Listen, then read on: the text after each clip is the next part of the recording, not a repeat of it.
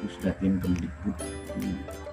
Usahakan nanti fokus sekali untuk materinya, karena nanti pada pembuatan blog kawan-kawan semua harus memperhatikan tips-tips yang baik itu blog, tatap maya dan sebagainya. Ada yang menarik. Oke, kita next ini.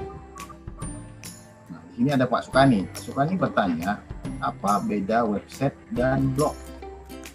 Sebelum kita melangkah ke blog, coba tuliskan di kolom chat apa bedanya kata Pak Sukani. Menurut kawan-kawan selama ini yang menggeluti dunia website dan blog itu apa bedanya sih begitu. Sebelum kita melangkah ke blog ya, Pak Sukani bertanya, coba tuliskan di kolom chat apa yang kawan-kawan ketahui dan sana aku ketahui di Kalimantan Selatan.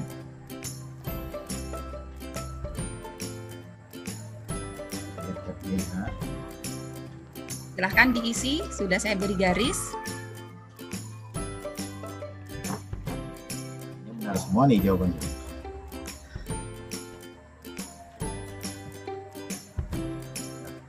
Apa beda website dan blog? Lagi mikir, Pak. Lagi mikir. Coba dibacakan Bu Inggit, mungkin ada yang sudah jawab itu. Belum. Ada yang bisa jawab nih kayaknya ya. Terlalu berat mungkin ya. Iya. Nah, ada satu nih. Ada yang bisa mendefinisikan bedanya nih. Jelas-jelas beda kok masih ditanya, kata pasukan.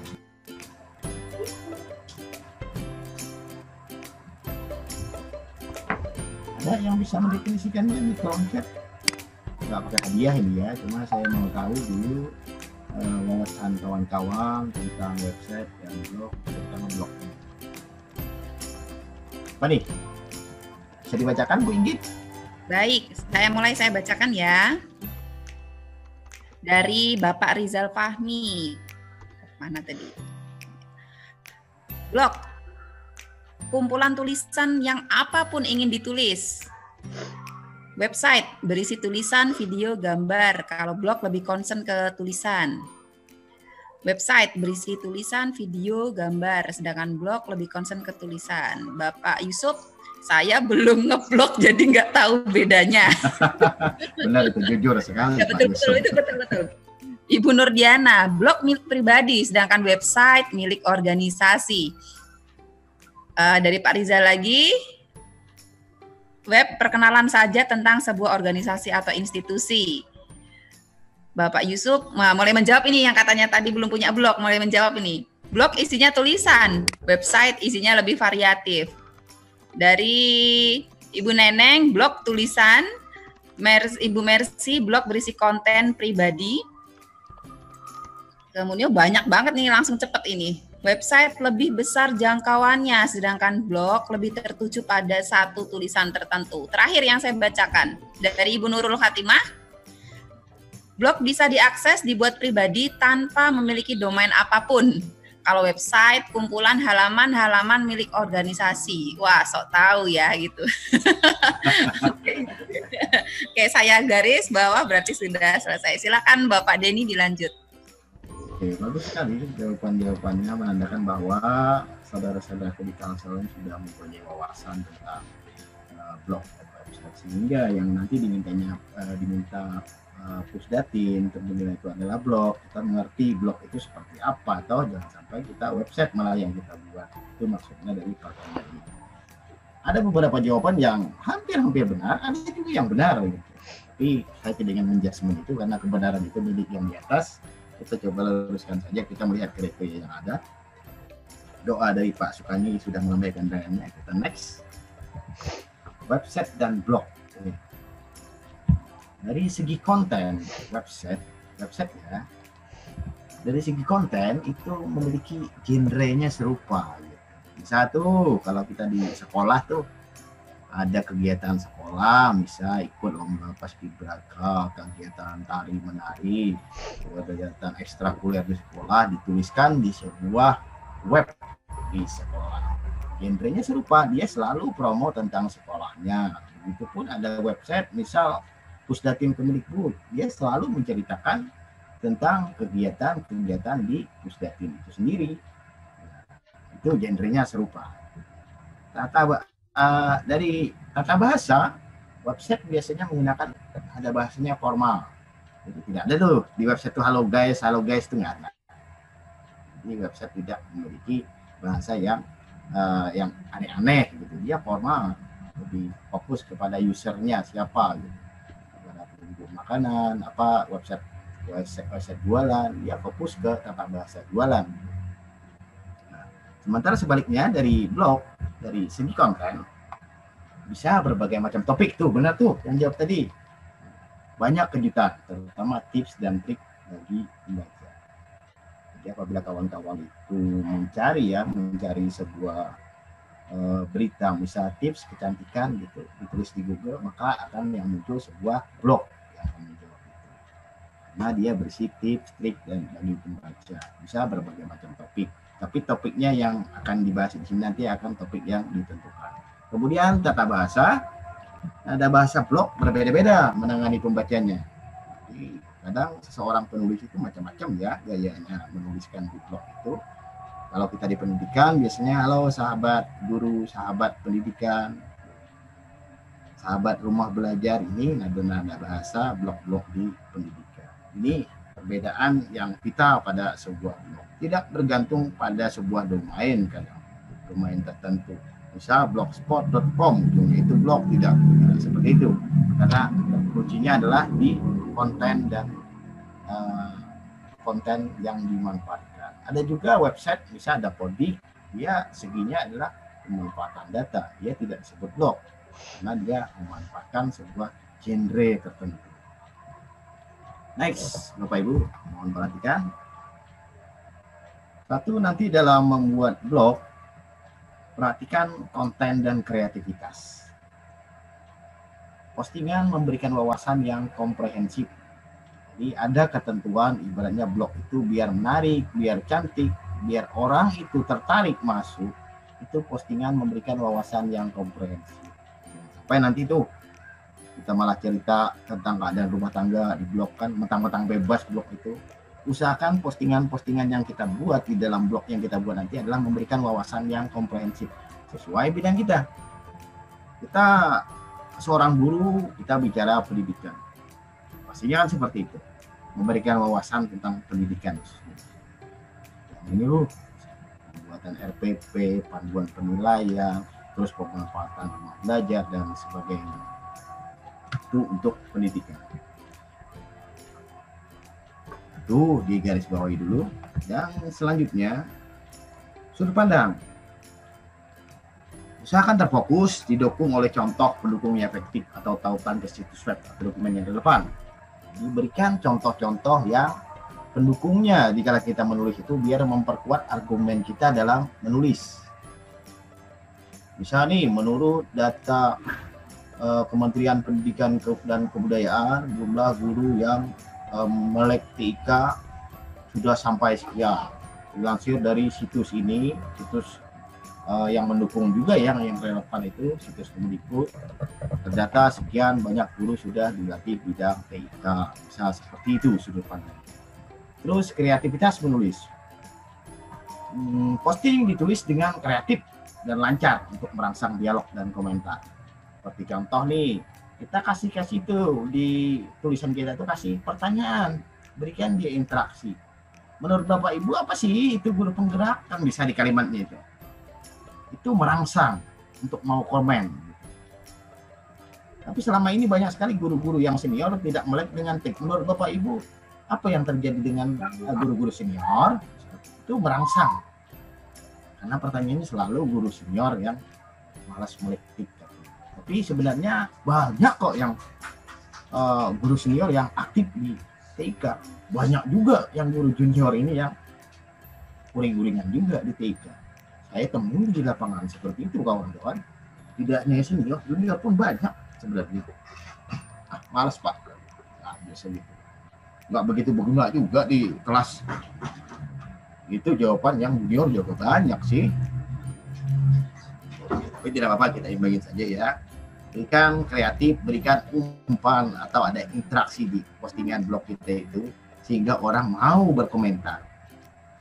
Terkadang ada komentar itu yang dipaksakan gitu. Oh keren, mantap, tapi tidak ya mengandung isi daripada postingan kita itu. Kita tulis sampai 300 sampai 500 kata, tapi orang berkomentar hanya berkomentar tentang keren.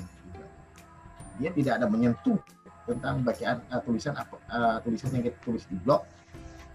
Apakah mereka baca, kita tidak mengerti. Tapi kalau kita memberikan umpan di itu, mereka akan menjawab. Tak dia membaca benar-benar tentang postingan kita. Itu di kreativitas ya dalam menulis. Kemudian inovasi rumah belajar. Disajikan terkait inovasi pembelajaran. Inovasi pembelajaran seperti apa sih inovasi pembelajaran Pak? Misal nih, saya menerapkan, kata Mbak Bu Andam tadi pagi, kita harus pakai TPEC. TPEC ini ada teknologi pedagogi. Teknologi itu tidak ada artinya kalau tanpa inovasi. Betul, aku sangat sepakat sekali sama beliau yang banyak pengalaman. Jadi tidak hanya kita bisa memanfaatkan teknologi itu sendiri, tapi kita bisa menerapkan ke pembelajaran. Itu yang terpenting. Kita jago mainan blog, jago mainan di medsos dan sebagainya, jago membuat media, tapi kita tidak pernah menerapkan ke pembelajaran kita. Itu tidak bisa mengetahui ini berguna atau bermanfaat apa tidak, kan begitu. Begitupun nanti di blog Bapak Ibu tuliskan inovasi apa yang sudah dilakukan. Misalnya saya menggunakan sumber belajar, rumah belajar, ya kan? Pemanfaatan sumber belajar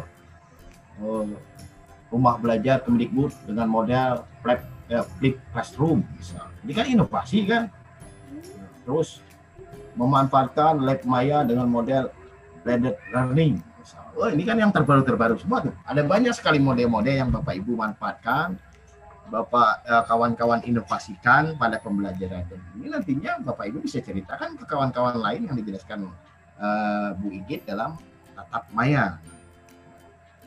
Memanfaatkan layanan Pusdatin Kemdikbud. Saya tidak meragukan kawan-kawan semua. Saya tidak meragukan yang sangat seperti itu. Kalau boleh saya tahu apa saja layanan Pusdatin Kemdikbud. Coba dituliskan di kolom chat yang kawan-kawan ketahui. Layanan Pusdatin Kemdikbud itu apa saja selama lepas 1, 2, dan 3? Adakah ingat kira-kira layanan Pusdatin Kemdikbud itu apa saja? Coba tuliskan di kolom chat, minta tolong Bu Inggit nanti dibacakan mereka apa yang mereka tahu tentang layanan Pusdatin Kemdikbud itu apa saja gitu. Ayo coba. Nah, kan layanan Pusdatin Kemdikbud salah satunya pasti rumah belajar ya kan. Yang lain Pusdatin tidak hanya punya rumah belajar loh. Apa tuh? Ya. Adakah yang sudah menjawab apa belum tahu semuanya? Sudah Pak Denny, ini ada yang menjawab TV edukasi, suara edukasi. Keren-keren nih. Apalagi TV edukasi, suara edukasi, apalagi? Oh. Banyak sekali layanan Pusdatin sebenarnya. Kita di Kalsel ini cuma tahu rumah belajar masih satu. Padahal yang lain keren-keren juga loh. Saya juga sering niru loh kalau buat sesuatu saya niru punya Pusdatin itu buat mengangkat. Oke. Pada intinya TV edukasi, suara edukasi, ya kan? Ini yang paling umum kita. Banyak sekali layanan-layanan Pusdatin. Nanti bisa dilihat tuh di situs rumah belajar. Layanan-layanan lain di bagian bawah itu ada. Nah, kawan-kawanku nanti manfaatkan inovasi dengan layanan-layanan milik Pusdatin dan ceritakan di blognya tentang pemanfaatan itu disertai gambar-gambar yang menarik ya, bukti pemanfaatan kita. Ini yang penting dilakukan oleh kawan-kawan di dalam menulis blog. Nah, next lagi. Nah, ada Bu Inggit.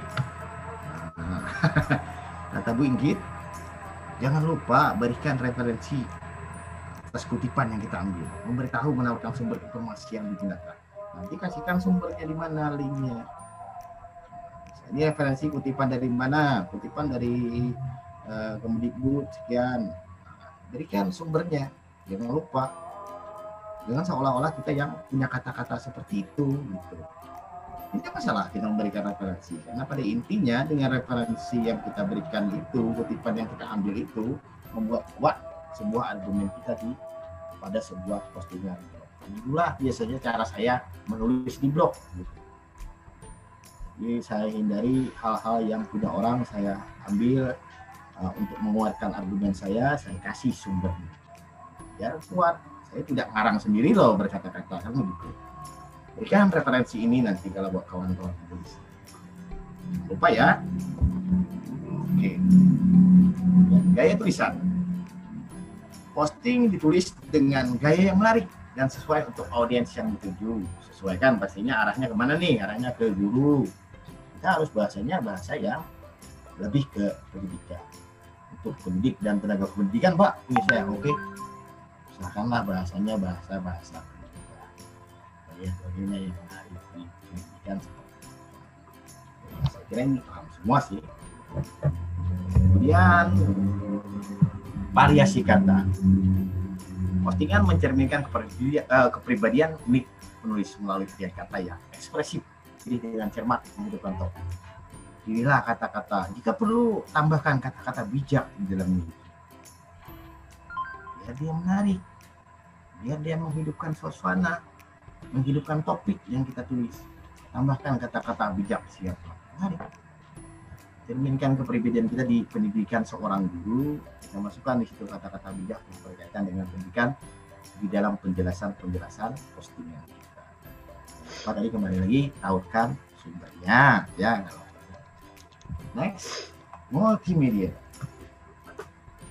Menyisipkan grafik dan multimedia berkualitas tinggi, tidak sesuai untuk meningkatkan daya tarik visual konten dan mencantumkan sumber serta memperbaharui konten blog secara kontinu. Menyisipkan grafik atau gambar mungkin kadang-kala kita ambil juga di luar gambar kita ambil di Google, kita ambil di situs-situs penyedia gambar. Perhatikan sekali kawan-kawan semua ya, karena gambar-gambar itu kadang mengandung hak cipta. Adalah gambar-gambar yang Creative Commons, artinya boleh dipergunakan, boleh dimodifikasi. Carilah gambar-gambar yang seperti itu apabila mengambil gambar dari luar. Kalau gambar sendiri ya nggak masalah kan. Tapi kalau ngambil gambar-gambar punya orang, usahakan cari yang Creative Commons lisensinya, artinya bisa dimodif, bisa dipergunakan kembali oleh si pemiliknya yang membagikan. Menyisipkan multimedia itu semacam video, HTML5, saya kira sudah bisa semua ya, ini menyisipkan ke postingan blognya. Jika kurang paham menyisipkan ini nanti bisa bertanya ke Bu Inggit ya. Daya tarik visual, misalkan kasih gambar yang menarik sesuai dengan cerita kita itu. Nah, postingan blog itu, sebuah blog itu akan menarik, terutama satu yang pertama yang selalu tidak diperhatikan kawan-kawan adalah gambarnya tidak menarik. Karena gambar itu, visual itu orang memancing, orang mau mengklik blog kita. Saat kita share, gambarnya nggak ada, teks doang, agak menarik gitu. Kalau kita share ke media sosial, misal blog kita itu, jika gambarnya itu menarik, cantik gitu, dilihat enak sesuai dengan topiknya, maka orang akan mengklik dan penasaran gitu, apa sih isinya kan gitu. Ini penting. Menyisipkan video blog, Bapak Ibu yang dijelaskan Mbak Tutin ya, ke dalam blog. Jadi di multimedia juga. Jangan lupa sisipkan itu, ceritakanlah sedikit tentang blog. Bapak Ibu kegiatannya blognya di sini. Nah, di postingan itu adalah blog. Lupa disisipkan, dimasukkan era multimedia di postingan kita, terutama blog ini nanti wajib dimasukkan ke blog. Perbaharui secara kontinu. Jadi jangan blog nanti ada di sini yang harus diperhatikan adalah konsisten Bapak Ibu ya. Konsisten, jangan kemarin kita bicaranya blog kita blog politik dan sebagainya. Terus ada juga puisi dan sebagainya. Itu dalam satu blog ini dikatakan tidak konsisten blog kita itu. Tidak konsisten. Kemarin kita postingannya tentang politik misal. Hari ini tentang kriminal, besok tentang pendidikan. Ini blog semacam blog gado-gado. Ini sungguh tidak bagus di mesin pencari juga. Dan tidak konsisten dalam blog. Usahakan konsisten isinya. Kalau isinya pendidikan, semua informasi-informasi pendidikan, kegiatan kita di bidang pendidikan, kita posting di area situ saja, ranah kita adalah nice atau topik kita adalah topiknya itu gitu. Jangan sampai pengunjung ini hari ini kita bicaranya pendidikan, besok kita bicara politik. Pengunjung akan bingung dengan blog kita ini. Mau kemana sih blog kita ini? Kan begitu. mau jadi harian Kompas gitu. Yang sudah jadi portal gitu. Nah, kita konsisten postingnya. Oke, next. Jangan lupa berikan label atau tag pada postingnya. Biasanya di sebelah kanan yang memberikan label. Labelnya misal kita berbicara tentang hari ini kegiatan kita sosialisasi tatap maya di Kabupaten Martapura bersama MGMP PAI di Martapura. Berikan labelnya, misalnya labelnya adalah kegiatan. Tagnya misal tagnya MGMP, ntar lagi terus PAI, pembatik, rumah belajar, kita akan memberikan tag. Ini kawan-kawan sudah memahami untuk fungsi label dan tag pada sebuah blog saat posting. Untuk pengkategorian konten ya, tagnya dengan tepat, jangan salah tag. Oke, next. Typo. Apa ya kalimatnya ya? Bebas dari kesalahan tata bahasa, ejaan atau tanda baca. Gaya penulisan memfasilitasi komunikasi. Jangan sampai nanti teksnya salah, misal kekurangan huruf A, ketinggalan R dan sebagainya, atau menulisnya kurang gitu dari bacaan, orang bingung mengartikannya. Usahakan tidak ada kekurangan kata atau salah kata-kata seperti kita ngetik di WA kan, orang bingung membaca itu ada kesalahan kata. Ini harus diperhatikan juga kawan-kawan ya dalam memposting blog. Nanti selain desain dan sebagainya mesti menarik. Jangan ada di blog kita nanti yang mengganggu user ini untuk membaca. Misal ditambahin pop-upnya fanspage Facebook kita nutupin postingan, ini membuat blog kita akan membuat orang susah membaca gitu. Itu yang pasti ya, perhatikan. Jangan ada juga nanti memilih backgroundnya putih blog kita, tulisan kita malah putih juga teksnya di situ, maka nggak kelihatan blognya. Usahakan terbaca blog kita itu dengan baik, itu desain blog yang menarik. Tidak usah banyak dandan, tidak apa-apa, yang penting blog kita itu ringan untuk diakses, mudah untuk dibaca, dan pengunjung nyaman di dalamnya. Itu yang membuat pengunjung nyaman di dalam sebuah blog. Kenapa? Karena blog kita itu tidak mengganggu pemandangan mereka, mudah keterbacaan. Kita nanti dalam desain. Oke, next saja. Inovasi leadership. Terdapat unsur inovasi dan leadership serta kolaborasi. Misalnya nih kawan-kawan lagi mengadakan pelatihan di satu tempat, kawan-kawan lagi membimbing para guru, ini sudah inovasi leadership. Dengan model apa gitu pembimbingannya, yang diceritakannya bisa menggunakan model blended, menceritakan ke guru-guru, menyampaikan sosialisasinya dalam tatap maya. Ceritakanlah kolaborasi dengan siapa, KKG misal, kolaborasi dengan MGMP atau organisasi-organisasi lainnya, atau kawan-kawan sejawat misalnya di sekolah. Ada kolaborasi kita di situ. Kami bersama ini mengadakan kegiatan ini, kolaborasi. Bukan gambar-gambar yang ini yang terakhir ya. Selamat ngeblok untuk kawan-kawan semua, semoga sukses kawanku di Kalimantan Selatan. Saya mohon maaf kalau ada kesalahan, saya berikan dulu ke Mbak Moderator. Terima kasih.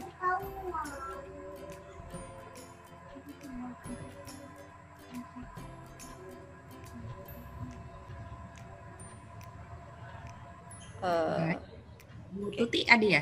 Oh iya, ada hadir. Baik, silakan Bu Tuti. Iya, terima kasih banyak Pak Denny. Saya langsung ambil alih karena mungkin di Kalimantan sudah masuk.